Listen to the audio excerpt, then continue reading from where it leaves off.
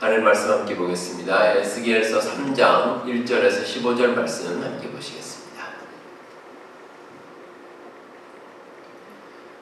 에스겔 3장 1절부터 15절까지 한 절씩 교독하도록 하겠습니다. 또 그가 네게 이르시되 인자야 너는 발견한 것을 먹으라. 너는 이 두루마리를 먹고 가서 이스라엘 족속에게 말하라 하시기로. 내가 이르되 그가 그 두루마리를 내게 먹이시며 내게 이르시되 인자야 내가 내게 주는 이 두루마리를 내 배에 넣으며 내 창자에 채우라 하시기에 내가 먹으니 그것이 내 입에서 달기가 꿀 같더라. 그가 또 내게 이르시되 인자야 이스라엘 족속에게 가서 내 말로 그들에게 고하라. 너를 언어가 다르거나 말이 어려운 백성에게 보내는 것이 아니요 이스라엘 족속에게 보내는 것이야. 너를 언어가 다르거나 말하기 어려워 내가 그들의 말을 알아듣지 못할 나라들에게 보내는 것이 아닙니다. 내가 너를 그들에게 보냈다면 그들은 정녕 내 말을 들었으리라. 그러나 이스라엘 족속은 이마가 굳고 마음이 굳어 네 말을 듣고자 아니하리니 이는 내 말을 듣고자 아니함이니라. 보라 내가 그들의 얼굴을 만져보도록 내 얼굴을 굳게 하였고 그들의 이마를 만져보도록 내 이마를 굳게 하였으되 내 이마를 화석보다 굳은 금강석같이 하였으니 그들이 비록 반역하는 족속이라도 두려워하지 말며 그들의 얼굴을 무서워하지 말라 하시니라.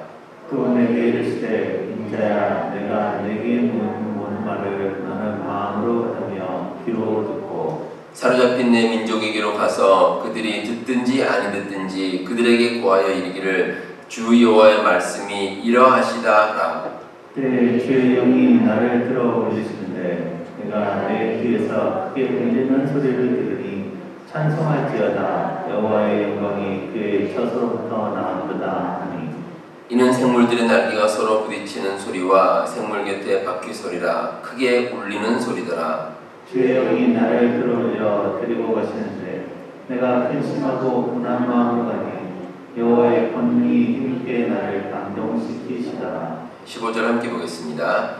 이에 내가 데라비베에 이르러 그 사로잡힌 백성 곧 고발 강가에 거주하는 자들에게 나아가 그 중에서 두려워 떨며 7일을 지내니라. 아멘. 요즘 한국에서 그 병원에 근무하시는 그 의사 선생님들 그분들이 한 가지 고충이 있다고 합니다. 뭐냐면 예전에 비해서 그 환자들의 자기 주장이 강해졌습니다. 뭐 자기 주장은 다른 것이 아니라 진료를 받기도 전에 자기 병에 대해서 다 아는 것처럼 말한다는 겁니다. 그래서 병원에 오기도 전에 어느 정도 진단도 하고 오고 또 병원에 와서도 치료법 뭐까지도 이제 이야기하는 그런 환자들이 있다는 겁니다. 그래서 그 선생님들이 듣고 있다가 아니 어떻게 그렇게 무슨 근거로 그렇게 생각하십니까? 이렇게 물어보면 환자들이 이렇게 답합니다. 예, 유튜브에서 봤습니다. 이렇게 이제 얘기를 한다는 겁니다. 물론 뭐 유튜브에서 통해 얻은 정보가 맞는 것도 있습니다. 그런데 잘못된 것도 많습니다. 특별히 이제 그 질병과 관련이 예민하고 중요한 것은 그냥 뭐 유튜브나 인터넷을 통해서 판단하는 것은 참 위험합니다. 이제 거기 보면 잘못된 정보도 많기 때문에 그래서 그대로 모든 걸 받아들이는 것은 맞지가 않습니다. 저도 성경 공부를 인도하면서 가끔 비슷한 말씀을 드립니다. 인터넷이나 유튜브에 나오는 성경에 대한 가르침은 절대 100% 믿지 마십시오. 이렇게 제가 꼭 말씀을 드립니다. 그 내용 가운데 물론 맞는 내용도 있겠지만 그러나 신학적으로나 신앙적으로 잘못된 것들도 꽤 많이 있습니다. 중요한 것은 그걸 구별할 수 있어야 되는데 신학을 공부하지 않으신 분들은 옳고 그름에 대한 구별이 쉽지 않다는 겁니다. 왜냐하면 얼핏 들으면 맞는 말인 것 같은데 아주 교묘하게 틀린 말이 상당히 많이 있습니다. 특별히 현대사회와 같이 말씀이 넘쳐나는 시대에 바른 말씀을 구별하는 것은 정말 중요합니다. 오늘 함께 오신 말씀에서 하나님께서 그 에스겔 선지자에게 하나님의 말씀을 전해주셨습니다. 근데 당시 에스겔이 활동하던 시대에 이제 이스라엘이 이제 남북으로 나눠졌는데 북이스라엘은 이미 망했습니다. 그리고 남쪽 유다도 거의 망하기 직전이고 아주 힘든 상황입니다.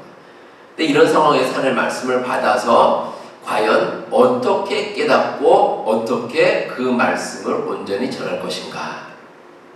오늘 말씀을 통해서 우리가 함께 한번 살펴보도록 하겠습니다. 자, 먼저 하나님의 말씀. 이 하나님의 말씀은 하나님께서 우리에게 깨닫게 만들어 주십니다.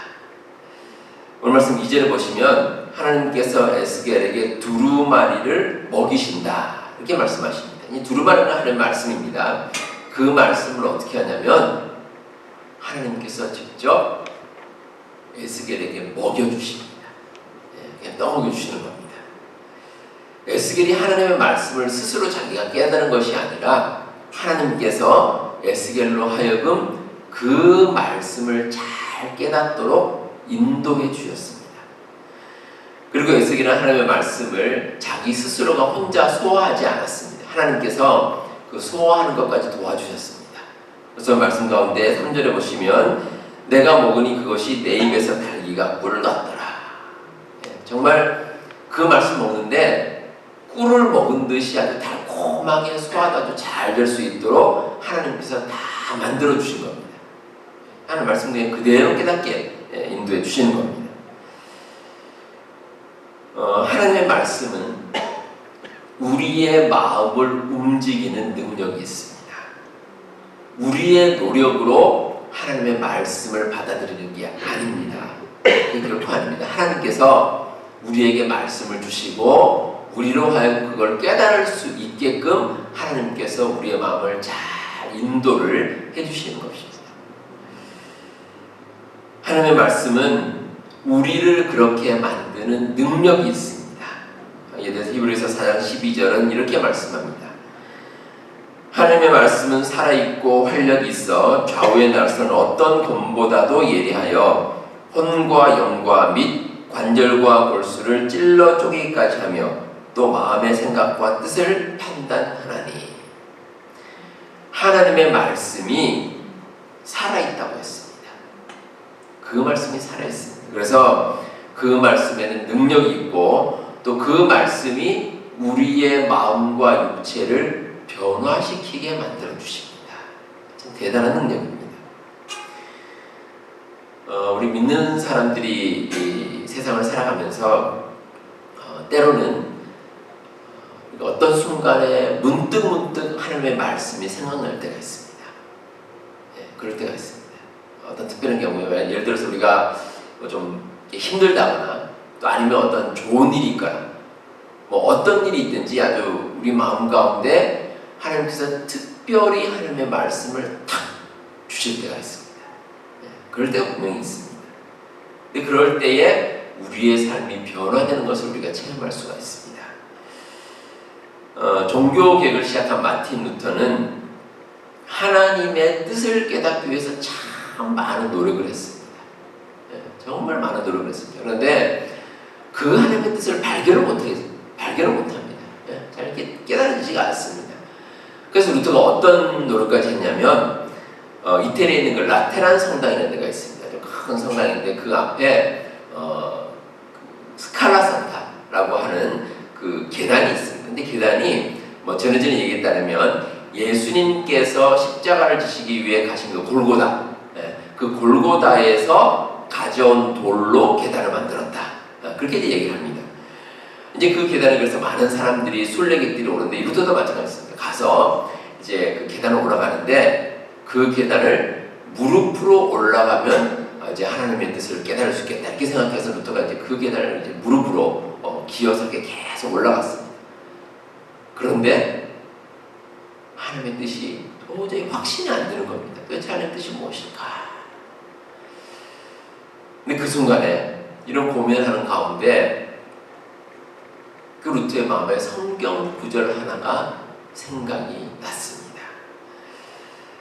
우리가 그 아까 찬양할 때도 같이 우리가 함께 읽었던 봉독했던 그 성경 말씀인데 로마서 1장 17절입니다. 복음에는 하나님의 의가 나타나서 믿음으로 믿음에 이르게 하나니 기록된 바 오직 의는 믿음으로 말미암아 살리라 함과 같으니라. 이 말씀이 마음속에 심겨졌습니다. 아마 루터가 평소에 성경 말씀 읽으면서 아마 이 말씀을 여러 번 봤을 겁니다. 그런데 그 순간을 이 말씀이 다 떠올랐습니다. 그리고 그 말씀이 마음 가운데 와서 박혔습니다. 하나님께서 하신 거죠. 하나님께서 루터의 마음을 여시고 그 마음을 주셨습니다. 그런 마음 가운데 이제 루터의 마음 가운데 확신이 생기고 평안이 찾아왔습니다. 그래서 이제 복음으로 인한 믿음과 믿음을 통한 구원에 대한 원리를 온전히 깨닫고 그 확신으로 종교개혁을 완수할 수 있게 되었습니다. 세상에는 믿지 않는 사람들 가운데서 성경을 많이 아는 사람들도 있습니다. 제가 아는 분 가운데서도 그런 분이 계십니다. 아주 성경을 잘합니다. 그런데 믿지를 않습니다. 왜 그러냐면 하나님의 말씀이라는 걸 알고 있는데 그 말씀이 우리의 삶에서 역사하는 것을 깨닫지를 못해서 그렇습니다. 그러면 하나님 말씀이 그게 의미가 없습니다. 하나님 말씀이란 것은 우리의 머리나 지식으로 그냥 단순히 아는 것이 아닙니다. 학문적으로나 상식적으로 배우는 것도 아닙니다. 우리의 마음속 깊은 곳에 찾아와서 우리의 마음을 변화시키시고 움직이는 것이 하나님의 말씀입니다. 그래서 그 말씀은 내가 어떤 노력을 해서 깨닫는 것이 아니라 하나님께서 깨닫게 만드십니다. 이렇게 깨닫게 만드시고 우리의 마음을 변화를 주시는 겁니다. 우리가 깨달은 하나님의 말씀은 그렇게 좋을 수가 없습니다. 오늘 말씀 3절에 나오듯이 그 말씀이 달기가 꿀 같다. 정말 꿀처럼 답니다. 그래서 그 말씀을 받은 우리 마음 가운데 기쁨과 감사가 넘칩니다. 어떤 분들이 그런 말씀하시더라고요. 하나님 계신 그 말씀은 마치 우리가 하나님께서 우리에게 보내신 연애 편지와 같다. 그렇게 이제 말씀을 하십니다. 여러분들 혹시 연애 편지 주고받아 보셨습니까? 연애 편지를 요즘에는 이제 요즘 젊은이들은 이렇게 편지를 안 쓰고 카톡을 보내고 그렇게 하는데 옛날에는 이제 편지를 많이 썼습니다. 근데 연애 편지가 받은 내용이 어떻습니까? 그 편지가 너무 읽기 좋아서 읽고 또 읽습니다. 계속 읽습니다. 그런데 사실 이 제3자가 보면 중요하거나 의미가 있는 내용이 아닙니다. 별로 큰 의미가 없습니다. 그런데 당사자가 읽으면 그렇게 의미심장할 수 없습니다. 그렇게 좋을 수가 없습니다. 왜 그렇습니까? 상대방의 마음이 느껴져서 그렇습니다. 하나님께서 에스겔에게 말씀을 주실 때 아마 하나님의 말씀 믿지 않는 사람이 보면 그냥 특별히 중요한 게 아닌 것 같은데 하고 지나갑니다. 그런데 에스겔이 그 말씀을 읽었을 때 그렇게 달고 감동 있는 말씀일 수가 없습니다. 하나님께서 그 마음 가운데 그 말씀의 의미를 깨닫게 하셨기 때문에 그리고 하나님의 마음을 느꼈기 때문입니다. 우리 성도 여러분, 하나님께서 여러분 마음 가운데도 귀한 말씀을 주십니다. 그 말씀을 통해서 정말 하나님의 뜻을 온전히 깨달으시는 우리 성도님들 되시기를 바랍니다. 하나님께서는 말씀을 우리를 깨닫게 하십니다. 그런데 우리가 변화된 후에 해야 될 일이 있습니다. 하나님의 말씀을 전하는 통로가 되는 것입니다. 오늘 말씀 4절에서 하나님께서 에스겔에게 이렇게 말씀하십니다. 그가 또 내게 이르시되 인자야 이스라엘 족속에게 가서 내 말로 그들에게 전하라. 하나님께서 주는 그 말씀을 받았으니 그 말씀을 이스라엘 백성들에게 가서 그대로 전달하라. 이렇게 말씀하셨습니다. 어떻게 보면 이 에스겔은 하나님의 말씀의 통로가 되는 것이 의무입니다. 하나님의 의무입니다. 근데 여러분, 우리가 하나님 말씀의 어떤 통로가 되었다고 해서 의무가 되었다고 해서 너무 크게 부담을 가질 필요가 없습니다. 왜냐하면 하나님께서 우리의 마음을 움직여 주시기 때문입니다. 그래서 우리가 억지로 하나님의 말씀을 전하는 게 아닙니다. 이게 아닙니다. 하나님께서 우리 마음 가운데 감동 주셔서 자연스럽게 누구를 만나게 되면 우리 마음 속에서 그냥 우러나오는 마음으로 하나님 말씀을 전하게 되는 겁니다. 사도행전 4장 20절에 이런 말씀이 있습니다. 우리가 보고 들은 것을 말하지 아니할 수 없다 하니. 이 베드로와 요한이 하나님 말씀을 받아서 이렇게 얘기를 한 겁니다. 그 마음 가운데 보고 들은 바를 하나님 말씀을 우리가 전하지 않을 수 없다 이렇게 얘기를 합니다. 또 예레미야 20장 9절에 보시면 아주 더 구체적인 내용이 나옵니다. 내가 다시는 여호와를 선포하지 아니하며 그의 이름으로 말하지 아니하리라 하면 나의 마음이 불붙는 것 같아서 골수에 사무치니 답답하여 견딜 수 없나이다. 자, 예레미야가 이렇게 말합니다. 예레미야가 하나님 말씀을 전하는데 인간적으로는 힘든 부분이 좀 있습니다. 그런데 그 마음에 감동이 있습니다. 그래서 하나님 말씀을 전하지 않고는 못 베길 정도로 하나님께서 자연스럽게 그 길로 인도해 주신다는 겁니다. 우리가 하나님 말씀을 전하는 통로가 되었을 때 우리가 전하는 말씀을 듣는 사람들이 있습니다. 근데 여러분, 우리가 말씀 전할 때 듣는 사람들이 하나님 말씀을 잘 받아들입니까? 그렇지가 않습니다. 아마 하나님 말씀 전하고 전도해 보신 분들 아마 다 아실 겁니다. 우리가 말씀 전할 때 마치 기다렸다는 듯이 그 말씀을 받아들이는 사람 세상에 거의 없습니다. 그런 사람 잘 없습니다. 잘 받아들이지 않습니다. 그런데 그게 당연한 일입니다. 왜냐하면 하나님의 선택받은 백성이라고 하는 이스라엘 백성들도 그랬기 때문입니다. 이스라엘 백성도 그랬습니다. 그래서 오늘 말씀 7절에 그러나 이스라엘 족속은 이마가 굳고 마음이 굳어 내 말을 듣고자 아니하리니 이는 내 말을 듣고자 아니함이니라. 하나님께서 에스겔 선지자 보내시면서 네가 가서 하는 말씀을 전하는데 분명히 이스라엘 백성들이 이마가 굳은 백성이고 마음이 완악한 백성이어서 그 말을 제대로 듣지 않을 것이다 라고 미리 말씀을 주셨습니다. 믿지 않는 사람들이 하나님 말씀 받아들이는 거 결코 쉽지가 않습니다. 잘 받아들이지 않습니다. 근데 이런 현상에 대해서 하나님께서 11절에 이렇게 말씀하십니다. 사로잡힌 내 민족에게로 가서 그들이 듣든지 안 듣든지 그들에게 고하여 이르기를 주 여호와의 말씀이 이러하시다 하라. 이렇게 하나님께서 말씀을 주십니다.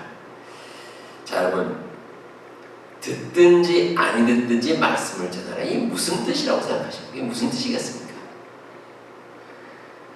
얼핏 우리가 드는 생각은 듣는 사람의 처지와 형편에 상관없이 듣든지 말든지 그냥 전하기만 하면 된다 라고 생각할 수 있는데 사실은 그렇지는 않습니다. 제가 설교를 준비하면서나 아니면 성경 공부를 인도하면서 또 어떤 강의를 하면서 몇 가지 원칙으로 삼는 것이 있는데 그 중에 아주 중요한 원칙이 쉽게 전하자라는 겁니다. 쉽게 전하자. 누구든지 알아들을 수 있게 쉽게. 아마 여러분들도 아마 그렇게 생각하실 겁니다. 제가 설교 말씀을 전하든지 아니면 성경 공부 인도하든지 그래도 최대한 제가 쉽게 전하려고 노력을 합니다. 그 이유가 사실은 저도 이제 어릴 때부터 이제 교회에서 신앙생활을 했는데 어릴 때 제가 뭐 목사님들이나 여러 선생님들, 어른들 말씀을 들으면 이게 좀 이해가 안 되는 게 있습니다. 이해가 안 돼서 가끔 제가 이제 다시 묻습니다. 이게 무슨 말입니까? 다시 물으면 어떤 분들은 아주 친절하게 다시 한번 잘 설명을 해주십니다. 그런 분들이 계시고 근데 어떤 분들은 설명을 안 해주십니다. 듣든지 아니 듣든지 그냥 이렇게 전한다. 이렇게 이제 말씀을 하시고 그냥 알아들으라고 이렇게 하시는데 어떻게 알아듣습니까? 못 알아듣죠. 근데 쉽게 알아듣게 만드는 게 참 중요합니다. 예수님께서도 성경 말씀해 보시면 여러분들 복음서 자세히 읽어보시면 비유를 정말 많이 사용하셨습니다. 비유 참 많이 사용하셨습니다. 왜 그렇겠습니까? 이스라엘 백성들이 하나님의 말씀을 잘 알면도 불구하고 그래도 최대한 쉽게 전하려고 많이 노력하신 겁니다. 그렇게 하셨습니다. 그렇게 우리가 누구에게 전할 때 정말 우리가 노력해서 쉽게 전하는 것이 필요합니다. 여러분들, 어려운 말 하는 게 쉽겠습니까? 쉬운 말 하는 게 쉽겠습니까? 어려운 말 하는 거 훨씬 쉽습니다. 쉽게 잘하는 거 훨씬 어렵습니다. 그만큼 노력을 해야 되고 또 준비를 해야 되기 때문에 그렇습니다. 그래서 듣든지 안 듣든지 이 말씀은 사실은 듣는 사람의 상황에 따라서 뭐 듣든지 말든지 나는 전하기만 하면 끝이다, 이게 아니라 올바른 해석은 하나님의 말씀을 전하는 가운데 어떤 어려움이 생김에도 불구하고 그 말씀을 전하라는 겁니다. 그런 뜻입니다. 우리가 전할 때 100% 모든 사람이 다 받아들이는 게 아닙니다. 그런데 그 전하는 가운데 혹시 어려움이 있더라도, 그러니까 어떤 사람은 듣고 어떤 사람은 듣지 않는 그런 경우가 생기더라도 하나님의 말씀을 열심히 전하라, 이런 뜻입니다. 하나님 말씀 전할 때 듣는 사람들이 모두 환영하지는 않습니다. 어떨 때는 배척하기도 합니다. 근데 우리가 어려움을 견디고 낙심하지 말아야 할 것입니다. 우리가 말씀을 전하는 통로로서 어려움을 겪을 때도 있습니다. 자존심이 상하고 핍박이 있고 손해도 끼칠 때가 있습니다. 하지만 하나님의 말씀의 통로로서 우리에게 기쁨과 감격이 있습니다. 정말 놀라운 기쁨이 있고 충만한 은혜가 있습니다. 그걸 생각하면 우리가 담대하게 하나님의 말씀을 전할 수가 있습니다. 우리 여러분들, 우리가 말씀을 전하는 곳에 주의 영이 함께 하십니다. 주님의 영이 우리를 사로잡아 주십니다. 오늘 말씀을 통해서 하나님께서는 에스겔에게 능력을 부여하셨는데 가장 큰 능력이 하나님의 말씀 받아서 전할 때 주님의 영이 에스겔을 꽉 붙들어 주신다는 겁니다. 주님의 영이 함께 하십니다. 주님의 영이 함께 하시면 우리가 하나님의 영광이 우리를 감쌉니다. 모세가 시내 산에 갔을 때 하나님을 만났습니다. 그때 하나님, 그 모세 얼굴이 어땠습니까? 얼굴에 광채가 있었습니다. 하나님의 영광이 빛이 났습니다. 얼마나 놀라운 축복인지 모릅니다. 우리가 주의 영이 함께하면 하나님께서 주시는 마음으로 이 세상을 살아가게 됩니다. 14절에 보시면 주의 영이 나를 들어올려 데리고 가시는데 내가 근심하고 분한 마음으로 가니 여호와의 권능이 힘있게 나를 감동시키시더라, 이런 말씀이 나옵니다.